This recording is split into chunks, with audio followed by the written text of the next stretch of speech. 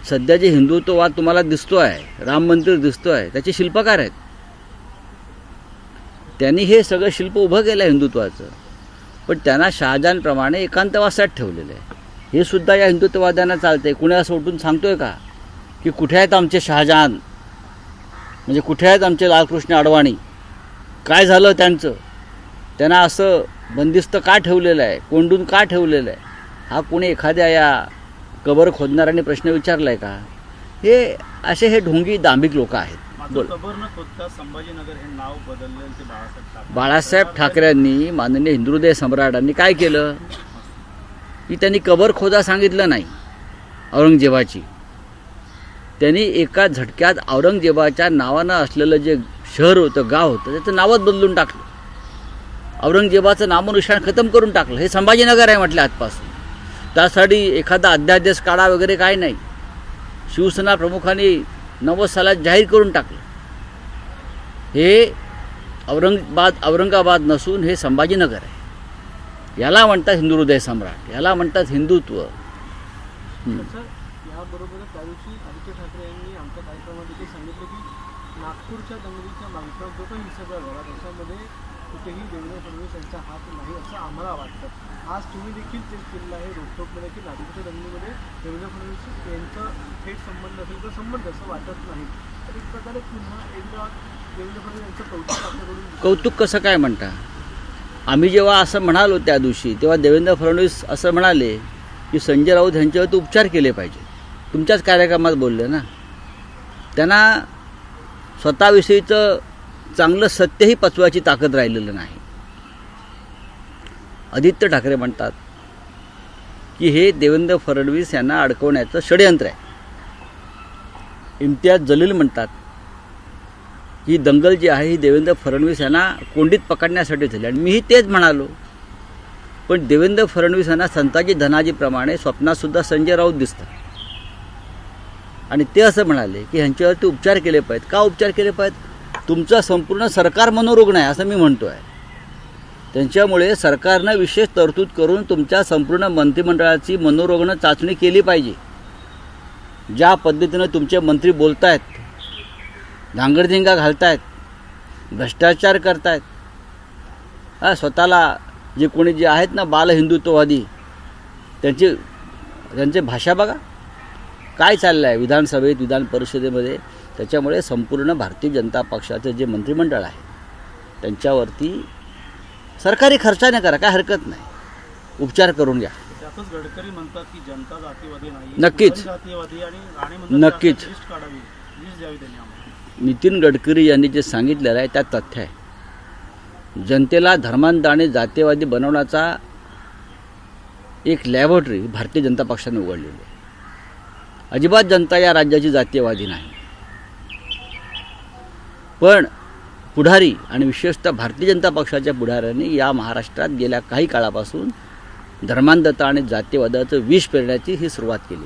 उद्धव ठाकरे मुख्यमंत्री असताना सगळ्यात जास्त गाजलेली केस जी होती सुशांत सिंग राजपूत यांची, तर त्यांचा क्लोजर रिपोर्ट का सीबीआय दाखल केलेला आहे न्यायालयात. त्यांनी असं म्हटलेलं आहे की सुशांत सिंग राजपूत यांची आत्महत्याच होती, त्यांचा खून नव्हता झालेला. आत्महत्या झालेली होती याच्यावर चित्रामोठं सीबीआयने स्वतः केलेलं आहे.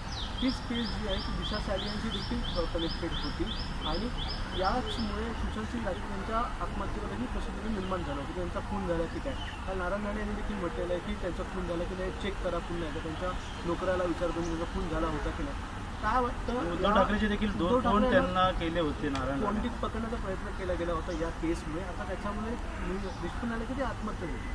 बघा या दोन्ही आत्महत्याच आहेत. हे वारंवार सिद्ध झालं आहे, स्पष्ट झालेलं आहे. पण राजकीय बदनामीचा कट आपल्या विरोधकांचा करण्यासाठी, विशेषतः ठाकरे कुटुंबियांचा, या दोन्ही आत्महत्यांना कधी हत्या आहे, कधी अमुक आहे, कधी तमुक आहे, अशा पद्धतीचा रंग देण्यात आला. 5 वर्षानंतर दिशा सालियांच्या वडिलांना काही लोकांनी पुढे केलं आणि याचा तपास पुन्हा करावा यासाठी याचिका त्यांनी कोर्टात नेली. सुशांत सिंग राजपूत प्रकरणात तर अख्खा देश आला की पार्लमेंटपर्यंत. राजकारण म्हणजे जसं औरंगजेबाचं राजकारण चाललं आहे तसं मृतांचं राजकारण हे चाललेलं आहे. मृतांनाही सोडत नाहीत भारतीय जनता पक्षाचे लोक. आणि विशेषतः चांगल्या घरातली जेव्हा व्यक्ती मरण पावते हे दुर्दैव असतं, त्याचे राजकारण करतात. आणि त्याच्यामध्ये त्या बदनामीमध्ये अनेक चांगल्या घरातल्या लोकांना त्यांच्यावर चिखल फेकून त्यांना बदनाम करण्याचं अलीकडचं राजकारण हे भारतीय जनता पक्षाने सुरू केलेलं आहे. अनेक प्रकारात सगळ्यांना आता त्रास होतो आहे, सगळ्यांना त्रास झालेला आहे. पण भारतीय जनता पक्षाचा हेतू काही सफल होत नाही. आमच्यासारखे लोक, ठाकरे परिवारासारखे लोक, अनिल परमारसारखे लोक ठामपणे खंबीरपणे लढत उभे आहेत. लेकिन सर कल की प्रेस कॉन्फरन्स घेतली होती त्यामुळे त्यांनी पुन्हा एकदा 2 संभाषणं सांगितली, 2 कॉल केले होते उद्धव ठाकरे यांनी. आणि ते कॉलमध्ये संभाषण देखील झाले की आदित्य ठाकरेंचं नाव पत्रकार परिषदेमध्ये घेत जाऊ नका, तसं काही नाव टाळायचा प्रयत्न करा, असं 2 वेळा उद्धव ठाकरेंनी. माझं या विषयावरती माननीय उद्धव ठाकरे यांच्याशी चर्चा झाली. असं काही घडल्याचं किंवा काय उद्धव ठाकरे साहेबांनी याचा पूर्णपणे इन्कार केलेला आहे. असा कोणताही फोन या संदर्भात नारायण राणे यांना झालेला नाही आणि हे संभाषण झालेलं नाही. मिलिंद नार्वेकर यांच्याशी माझं बोलणं झालं. ते म्हटले मी कधी कोणाला फोन लावून दिला नाही. आता जी यातले प्रमुख व्यक्ती आहेत नारायण राणे ज्यांचा उल्लेख करतात त्यांनीच सांगितलेलं आहे की अशा प्रकारचे कोणतेही संभाषण झाल्याचं मला दिसत नाही, झालेलंच नाही आहे. तेव्हा नारायण राणे हे कशाच्या आधारावरती अशा प्रकारची वक्तव्य करतायत इतक्या वर्षानंतर ते समजून घेणं गरजेचं आहे. काय त्यांना त्यांची प्रकृती बरी नाही आहे का, तर त्यांच्यावरती थोडंसं पाहावं लागेल. कारण 70 पार केली आहे आणि आम्हाला त्यांच्या प्रकृतीची चिंता वाटते. पण माननीय उद्धव ठाकरे आणि मिलिंद नार्वेकर जे आता सध्या आमदार आहेत त्यांनी स्पष्ट शब्दात सांगितलेलं आहे की अशा प्रकारची कोणतेही संभाषण फोनवर झालेलं नाही. किंबहुना नारायण राणे यांना जेव्हा अटक केली, त्यांनी जेव्हा मुख्यमंत्र्यांवरती जे भाष्य केलं त्यानंतर त्यांना जी अटक केली तर त्यांच्यासाठी त्यांच्या कुटुंबातून फोन आले होते उद्धव साहेबांना, जरा सांभाळून घ्या, त्यांची प्रकृती बरी नाही, त्यांना काही विकार आणि त्रास आहेत. आणि त्यानंतर संध्याकाळी उद्धव साहेबांनी त्यांना पोलिसांना सूचना देऊन त्यांना सुटका करायला लावला. केंद्रातून फोन आले, अमित शहांचा फोन आला होता उद्धव ठाकरे साहेबांना त्यासाठी किंवा हमारे केंद्रीय मंत्री हे जरा संभाल केले ना.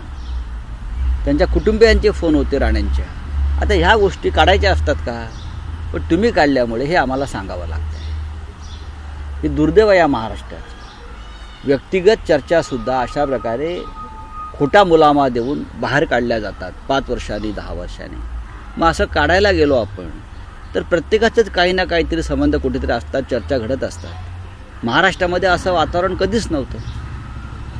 राजकीय विरोधक आणि सत्ताधारी यांच्यामध्ये एक संवाद कायम होता आणि कोणतीही कारवाई ही कुटुंबापर्यंत जात नव्हती किंवा कुटुंबाची बदनामी होत नव्हती. दुर्दैवानं गेल्या 10 वर्षामध्ये नरेंद्र मोदी अमित शहांचं राज्य आल्यापासून संपूर्ण देशामध्ये हे अशा प्रकारचं घाणेरडं दळभद्री राजकारण सुरू झालेलं आहे. बोलिये. जयकुमार गोरे म्हणतात माझं कोणी वाकडं करू शकत नाही, देवाभाऊ माझ्या पाठीशी आहे, किती काळ्या भावल्या बांधल्या तरी. घर पे कैश जली हुई बरामद हुई है, बड़ी शॉकिंग सी घटना है, क्या कहना चाहेंगे? क्या कहेंगे, उसके ऊपर हम 2 दिन से बोल रहे हैं.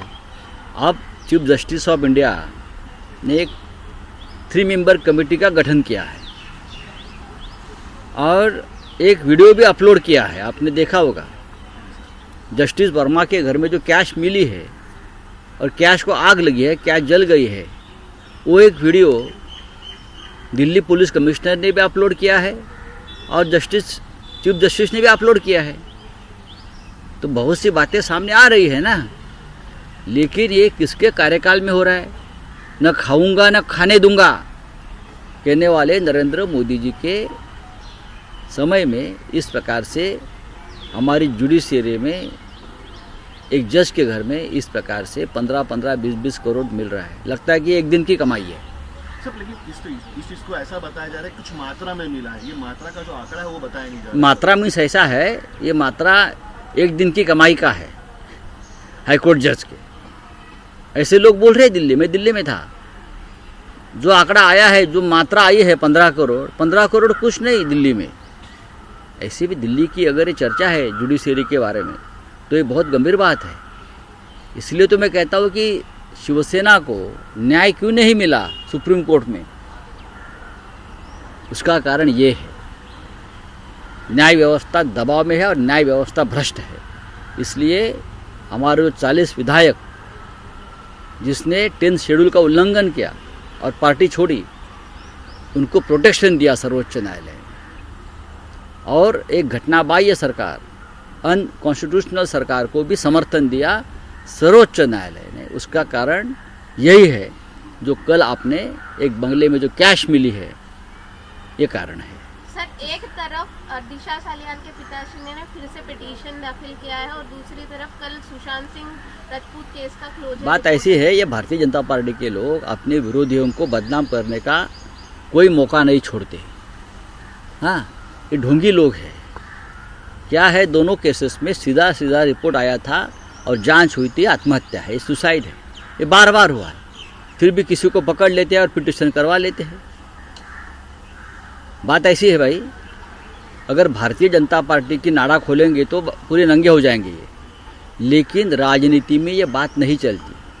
कुछ चीज़ें संभाल कर रखनी चाहिए, खास करके अपनी फैमिली को, किसी के फैमिली को आप राजनीति में और बदनामी के शिकार मत बनाइए। सर, लेकिन इसीलिए राणे साहब कहते हैं कि कॉल किया था उद्धव। कोई कॉल नहीं किया। मैंने उद्धव ठाकरे जी से बात की, उद्धव जी ने कहा, इनकार किया, ऐसी कोई बातचीत हमारी नहीं हुई है। अब झूठ बोलने का भी एक मर्यादा होती है। ऐसा कोई कॉल नहीं हुआ है। जिसने कॉल लगाया था मिस्टर नार्वेकर, उसने भी कहा मैंने ऐसा कोई कॉल लगा के नहीं दिया है। तो सामना में आपने कहा है, अडवाणी के बारे में कहा है, तैमूर के बारे में कहा है। नहीं, औरंगजेब की जो कब्र खोदना चाहते हैं, उखाड़ना चाहते हैं, कि उनको जो मुगल आक्रांत है उनका नामो निशान मिटाना चाहते हैं, तो तैमूर को कैसे ये लोग सहन कर रहे हैं? प्रधानमंत्री तो तैमूर का इंतज़ार कर रहे थे PM हाउस में। जब पूरा कपूर खानदान सैफ अली खान के साथ मिलने गया तो प्रधानमंत्री ने पूछा, तैमूर कहाँ है भाई? क्या तैमूर को आप दूध पिलाने वाले थे? हमने तो तैमूर के बारे में कुछ नहीं कहा, आपने, आपके पार्टी के लोगों ने विरोध किया था। तो तैमूर चलता है। जिस तरह से औरंगजेब ने अपने बाप को, शाहजहां को कैद किया था, उस तरह से आज अडवाणी भी कैद है, तो उनकी भी चिंता करिए। चलिए, गडकरी जी ने कहा कुछ नेता जो है वो जातीय राजनीति ये कहते हैं, हम उनसे मांग रहे हैं उनसे। बात ऐसी है, गडकरी साहब एक सीधी राजनीति करने वाले नेता इस देश में, जो आता है मुंह में बोल देते हैं।